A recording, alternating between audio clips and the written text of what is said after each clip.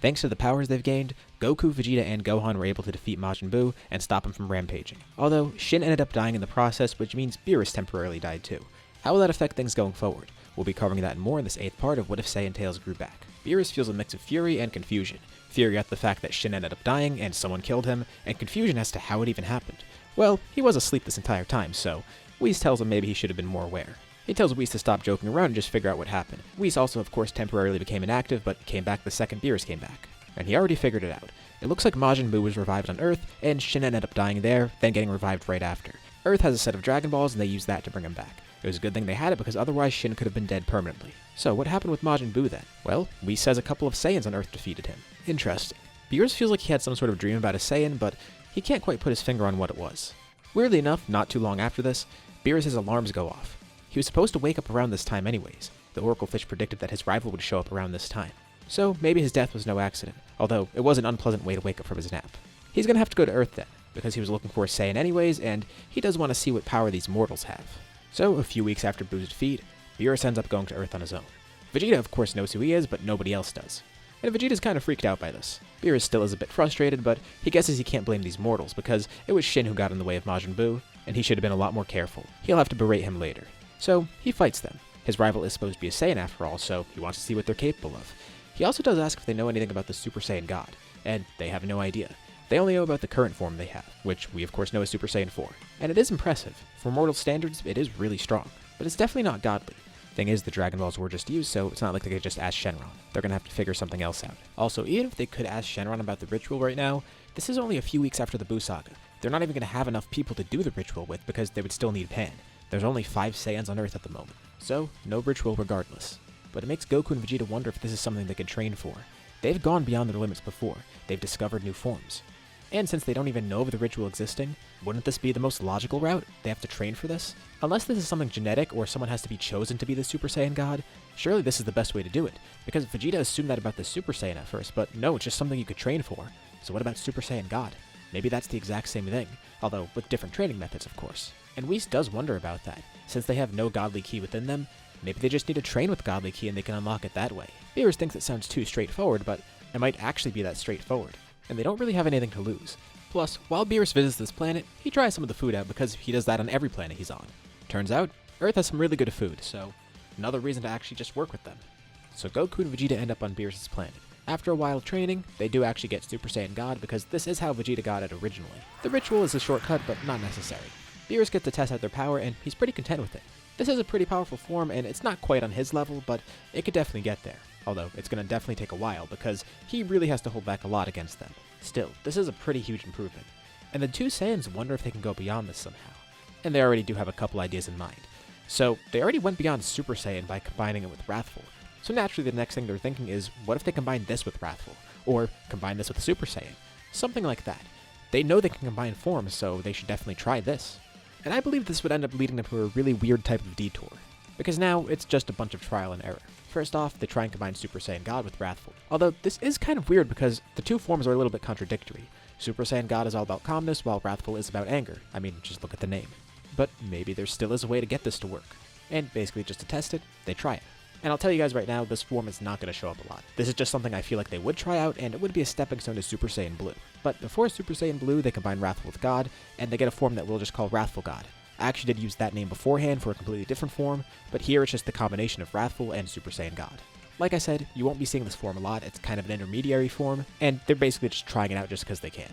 Think of it kind of like Grade 2 and Grade 3 of Super Saiyan, stepping stones towards something else. For a brief period, Wrathful God is their strongest form, although it's not really easy to maintain because Wrathful and Super Saiyan God kind of contradict each other. But the power that comes with it is pretty nice. Naturally, the next step is to combine Super Saiyan with Super Saiyan God. And unlocking Wrathful God actually gave them a nice jump start. Now they have a better idea of what to do here. So, down the line, they combine Super Saiyan and Super Saiyan God, creating Super Saiyan God Super Saiyan. The amount of times I said Super Saiyan in the past minute or so is kind of ridiculous. But they have Super Saiyan Blue now. That's all you need to know. So, just as a small recap, through training with Beerus, first they got Super Saiyan God, then Wrathful God, and now Super Saiyan Blue. I guess for Wrathful God, you could also call it just Super Saiyan Wrathful God. But just like with Super Saiyan Blue, they're going to go with the less complicated name. But Super Saiyan Blue isn't their last step. Right now it's the strongest thing they've got. But they really wonder how far they can push these combinations. Beerus thinks it's kind of ridiculous how they can mix and match these forms, but hey, if it makes them stronger, do it. although he's not really sure if combining 3 forms together is going to work out because that's what they're planning next. The next step? Combine Wrathful Super Saiyan with Super Saiyan God. Hypothetically, that form would be called Wrathful Super Saiyan God Super Saiyan, the most ridiculous name they've encountered yet, but only because they haven't discovered Super Saiyan God Super Saiyan Evolved. Come on. Like, talking about all these form names, man, it's a lot. Anyways, what they're trying to do now is easier said than done, but imagine the power that could have. Super Saiyan God, Wrathful, all in one working harmoniously. Beerus is pretty impressed with their growth though. Even with just Super Saiyan Blue, they definitely are on track to becoming his rivals. And remember, Beerus woke up pretty soon after the Buu arc ended. So right now this is all happening years before Battle of Gods happened originally. Let's say about a year and a half after the Buu saga, that's when they discover Super Saiyan Blue. So what comes after this? Well, there's going to be even more years of peace because nothing happens until Resurrection F. They just continue training with Beerus and they get a huge jump start on where they were originally. Gohan never ends up going to Beerus' planet because he has no reason to leave Earth for that long, and he's still training here too. He feels like he can get by. Plus, he's actually training Goten and Trunks. They of course want to get Wrathful Super Saiyan for themselves, but Gohan comes to learn he's not really a great teacher for them, although they at least get Super Saiyan right off the bat, which is a nice start. And inadvertently they end up discovering something else, and thanks to them having a tail, it actually works out for them. They never end up training with their Wrathful forms because Gohan doesn't really know how to train them for that. So instead he trains them for Super Saiyan, then Super Saiyan 2, and then they get something weird. After some consistent training with Gohan and Piccolo, Goten and Trunks go beyond Super Saiyan 2, but they don't get to the level of Wrathful Super Saiyan. It's a form that removes their eyebrows and makes their hair really long. With no idea of what else to call it, they realize that this is Super Saiyan 3. And now we have a reason to use the name Super Saiyan 4.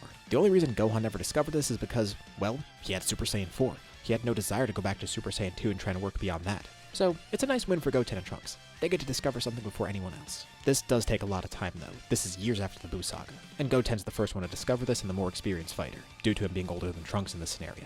Finally, Goten gets a win. So, Goten and Trunks have their own new form. Goku and Vegeta are working on their own godly forms. As for Gohan, it makes him wonder if he can go beyond Super Saiyan 4 somehow. He's been kinda just like this for a while. There was that brief period where he got Super Full Power Saiyan 4, but theoretically he should be able to go beyond. Like after all this time they never really tried it. Super Saiyan 4 is just Super Saiyan in Great Ape, so what if he tried to do that with Super Saiyan 2?